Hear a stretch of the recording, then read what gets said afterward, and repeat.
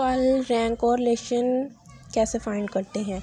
10 competitors in a beauty concert are marks by 3 जजेस in the following order. सबसे पहले main बात इसमें ये है, यहाँ पे मार्क्स का लफ्ज़ जो है, वर्ड जो है वो यूज़ किया गया है। अगर यहाँ पे रैंक का वर्ड यूज़ किया गया होता तो हमने इसमें रैंकिंग नहीं करनी थी। वो ऑलरेडी जो यहाँ पे रैंक का वर्ड यूज़ होता है वो ऑलरेडी रैंक में हमें डाटा दिया जाता है। यहाँ पे हमें मार्क्स बताए गए हैं, इसका मतलब है कि हमने यहाँ पे रैंक जो है वो ख़ुद देनी है।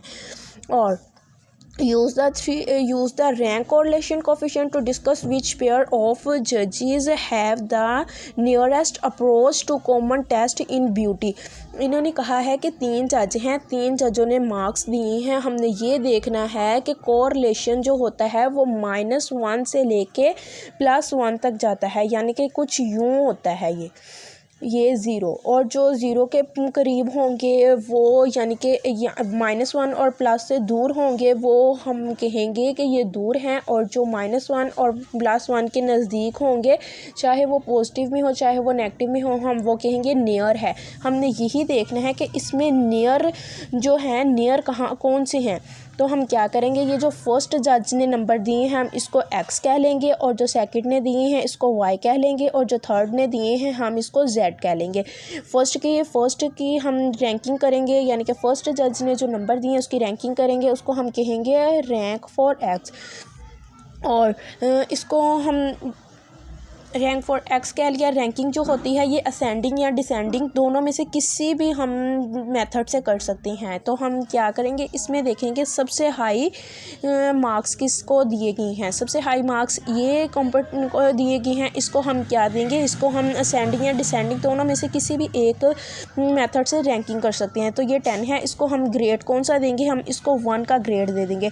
बाद में 9 आ गया, इसको हमने दे दिया 2 का ग्रेड। 8 इससे छोटा इसको 3 का दे दिया। फिर ये 7 को हमने दे दिया 4 का। 6 को हमने दे दिया 5 का। 5 को हमने दे दिया 6 का।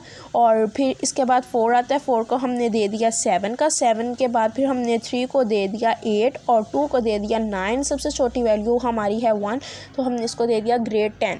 इसी तरह से रैंक ऑफ वाई का रैंक कर लेंगे, और रैंक ऑफ जी यानी कि जी का कर लेंगे, थर्ड जज और सेकंड जज। इसमें उन्होंने हमें 3 डाटा दिए, 3 जजेस ने नंबर दिए हैं, तो इस वजह से हम इसमें तीनों की रैंकिंग करके हम देखेंगे कि किस तरह हो रही। रैंकिंग किस तरह से करेंगे, पहले हम फर्स्ट और सेकंड जज की कर लेंगे, फिर हम सेकंड और थर्ड जज की कर लेंगे, फिर हम थर्ड और फर्स्ट की कर लेंगे, यानी कि तीनों की आपस में करके फिर हमने, क्योंकि उन्होंने जो क्वेश्चन है उसमें दिया कि नियरेस्ट कौन सा है, तो इस वजह से हम तीनों की करेंगे। फिर हम जब फार्मूला लगाएंगे फिर उसमें हम फार्मूला यूज़ करते हैं डिफरेंस निकालने के लिए।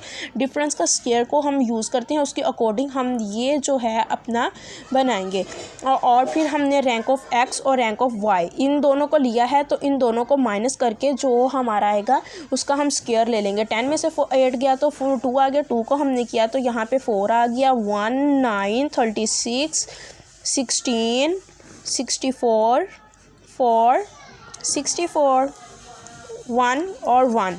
हम जो फार्मूला है उसमें हम इसका सम अप यानी कि सोल्यूशन जो है वो यूज़ अप करते हैं। तो हम इसके लिए क्या करेंगे, हम इसका सोल्यूशन निकाल लेंगे। सोल्यूशन डिफरेंस किसका, फर्स्ट जज का और सेकंड जज का, और इसका फिर हमने स्क्वायर भी ले लिया हुआ है। तो इसका हम क्या करेंगे, 200 इसका सम अप किया तो ये हमने लिया सेकंड और थर्ड का, ये हमने लिया थर्ड और फर्स्ट का। इसका सोल्यूशन क्या आया, इसका सोल्यूशन आया 214 और इसका सोल्यूशन आया 60।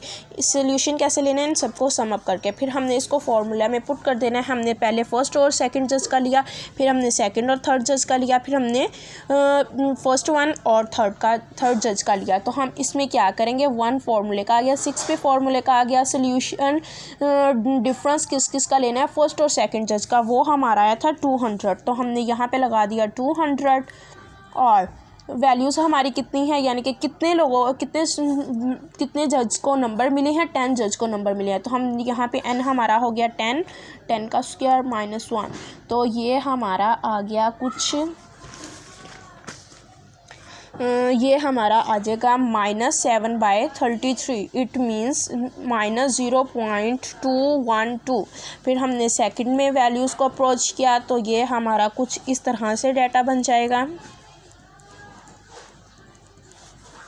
ये हमारा आ गया -49/165। इसको हमने सॉल्व आउट किया तो आ गया 0.296। और फिर हमने फर्स्ट और थर्ड जज के नंबर्स को किया तो ये 6 आ गया, फॉर्मूले का 60 आ गया, और 10 का स्क्वायर -1। ये हमारा कुछ यूँ डाटा बन गया 10/11 और 0.636। तो हमने फर्स्ट और सेकंड जज के अपलॉटमेंट को देखा तो ये बन गया 0.2, यानी कि ये नेगेटिव में भी हो सकता है पॉजिटिव में भी, लेकिन ये जो 0.2 है यानी कि ये 0 के नज़दीक है, 1 से ज़रा दूर है। 1 के पास कहाँ से होते हैं, जो यानी कि 50 से ऊपर होंगे वो 1 के करीब होंगे, जो 50 से नीचे होंगे वो 1 से ज़रा दूर होंगे। तो ये आ गया 29, ये भी 1 से दूर है, और ये आया 63। इट मीन्स कि ये नियर है, यानी कि उसके पास है, 1 के पास है, चाहे ये नेगेटिव में हो चाहे ये पॉजिटिव में हो। अगर नेगेटिव में होगा तो हम इसको कहेंगे स्ट्रॉन्गली कोरिलेशन, रैंक कोरिलेशन है। अगर पॉजिटिव में हो तो हम कहेंगे पॉजिटिव स्ट्रॉन्ग कोरिलेशन है। और अगर 0 के नज़दीक हो तो हम इसको कहेंगे कि ये वीक रैंक कोरिलेशन है। तो ये 0.636 आ गया, यानी कि ये पॉजिटिव वाले 1 के इक्वल है। और ये किस में आ रहा है, ये फर्स्ट एंड थर्ड जज में आ रहा है। तो ये हम फिर एंड पे लिखेंगे फर्स्ट एंड थर्ड जजेस have the nearest approach to common tastes in beauty, यानी कि सबसे ब्यूटी में यानी कि सबसे नियरेस्ट रैंक कोरिलेशन में। और यानी कि अगर इसमें अगर फर्स्ट और सेकंड वाला दे रहा है ना, अगर उसका कुछ वो सम भी कर रहा है और कुछ माइनस भी कर रहा है। अगर सेकंड और थर्ड को देखा जाए वो बढ़ भी रहा है और कम भी हो रहा है, लेकिन अगर फर्स्ट और थर्ड को देखा जाए तो यानी कि इसका जो है ये ज़्यादा नियर है रैंक कोरिलेशन के, और ये ज़्यादा अच्छे नंबर जो हैं वो अप्रोच कर रहा है जजेस को। ये जो कॉम्पिटिस की तरफ से मिले हैं, इस वजह से जो है हमारा आंसर होगा 0.636, यानी कि जो फर्स्ट और थर्ड जज को मार्क्स लिए गए हैं वो जो हैं ये सबसे ज़्यादा बेस्ट हैं।